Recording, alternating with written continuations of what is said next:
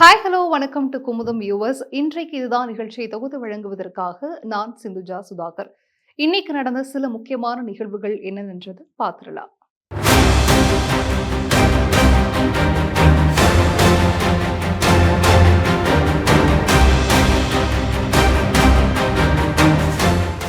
November 6 மற்றும் 11ஆம் தேதி என மொத்தம் 2 கட்டங்களாக பீகார் சட்டப்பேரவைக்கான வாக்குப்பதிவு தொடங்கி நடைபெற்று முடிஞ்சிருக்கு. இன்னைக்கு காலையில சரியா 8 மணிக்கு வாக்கு எண்ணிக்கை பணி தொடங்கி நடைபெற்றுச்சு. இந்த வாக்கு எண்ணிக்கையின் தொடக்கத்துல இருந்தே என்டிஏ கூட்டணியினர் தனி பெரும்பான்மையுடன் முன்னிலை வகிச்சுட்டு இருக்கிறாங்க. பீகாரின் நீண்ட கால முதலமைச்சர் நிதிஷ்குமார் என்ற ஒரு பெருமையும் நிதிஷ்குமார் கைப்பற்றி இருப்பதாக பரவலாக பேசப்படுது. மேலும் பீகார்ல தனி பெரும் கட்சியாக பாஜக உருவெடுத்திருக்கு.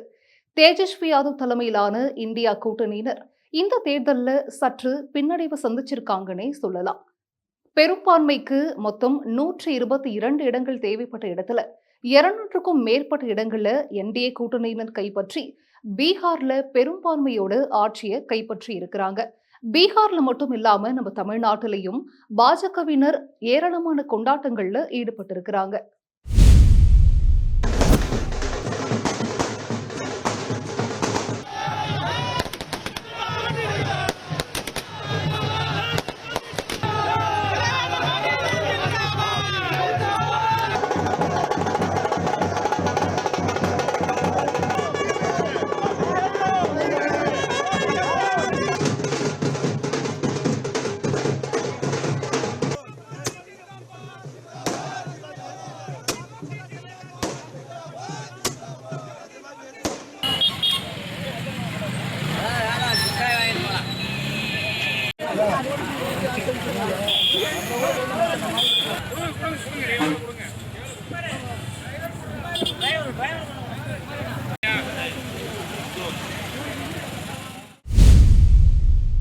பீகார் தேர்தலில் இந்தியா கூட்டணி பின்னடைவை சந்தித்திருக்கக்கூடிய இந்த சூழ்நிலையில வெற்றி பெற்றால் துள்ளி குதிப்பதும் வெற்றி பெறாவிட்டால் கவுந்தடிச்சு படுத்துகிறதும் காங்கிரஸ் பேரியக்கம் கிடையாது என்று தமிழக காங்கிரஸ் கமிட்டி தலைவரான செல்வ பெருந்தகை செய்தியாளர்கள் சந்திப்பின் போது தெரிவிச்சிருக்கிறார்.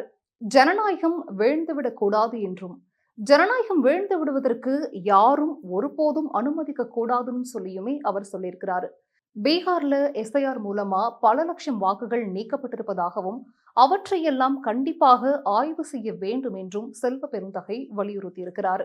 பீகார் தேர்தல் முடிவு தோல்வி என்று சொல்ல முடியாது என்றும் காங்கிரஸ் வெற்றி வாய்ப்பு இழந்திருக்குன்னு வேணா சொல்லலாம்னும் செல்வ பெருந்தகை குறிப்பிட்டிருக்கிறார். பீகார் தேர்தல் முடிவுகள் என்பது தமிழக சட்டமன்ற தேர்தலுக்கான ஒரு முன்னோட்டம் என பாஜக மூத்த தலைவரான தமிழிசை சவுந்தரராஜன் சூசகமா தெரிவிச்சிருக்கிறார்.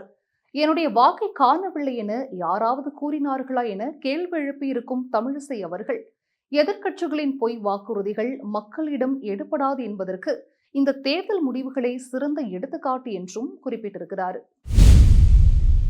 தாவிக கட்சியின் தலைவரும் நடிகருமான விஜயின் மாஸ்டர் படத்தில் நடிச்ச டாக்டர் ஷில்பா நிகர் இரவு நேரத்துல சிசிடிவி காட்சிகளை வைத்து லேப்டாப் திருடன பிடிச்ச ஒரு சம்பவம் நிகழ்ச்சியை ஏற்படுத்தியிருக்கு. பிரபல தனியார் மருத்துவமனையில ஷில்பா நிகர் டென்டிஸ்டா இருக்கிறாங்க. சென்னை நுங்கம்பாக்கத்துல இருக்கக்கூடிய ஒரு கிளினிக்குள்ள புகுந்து திருடன் ஒருவன் லேப்டாப் உள்ளிட்ட பொருட்களை திருடிட்டு போயிருக்கிறான். அங்கிருந்த ஸ்டாஃப் இதை பத்தி தனக்கு கால் பண்ணி சொன்னதாகவும் ரொம்ப தைரியமா நம்பிக்கையோட அந்த திருடனை தேடி பிடிச்ச சம்பவத்தை தன்னோட சோசியல் மீடியா பக்கத்துல அதோட போட்டோஸ் மற்றும் சிசிடிவி காட்சிகளோட ஷில்பா அங்க அட்டாச் பண்ணிருக்காங்க.